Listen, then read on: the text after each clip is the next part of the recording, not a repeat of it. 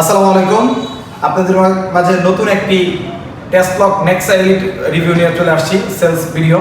আপনারা দেখতে পাচ্ছেন ইয়ামা FZS ভার্সন 4 সাইবার গ্রিন, একটি নতুন ফ্রেশ কন্ডিশন একটি বাইক, একদম ব্র্যান্ড নিউ অবস্থায় আছে বাইকটি। এই বাইকের মধ্যে নিরাপত্তার কথা চিন্তা করে আমাদের গাজীপুর চৌরাস্তার নয়নদন ভাই উনি হচ্ছে নেক্সা এলিট ইনস্টল করছে।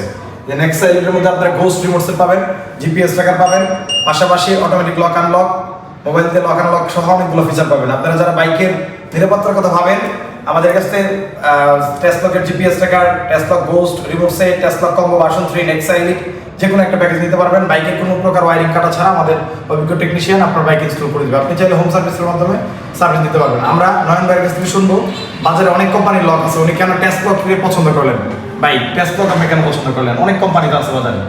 আসলে আমি অনেক দিন ধরেই ফেসবুক গুগল সব ঘাটাঘাটি করতেছি যে বাইকটা কোন জিপিএস ট্র্যাকার লাগানো যায়।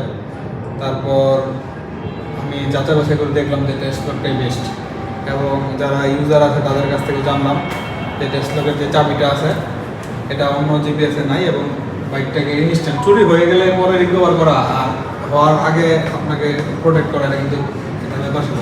তো এই জন্য আমি চুজ করছি যে এই জিনিসটা, এই জন্য আমি আপনাদের এটা ইনস্টল করলাম।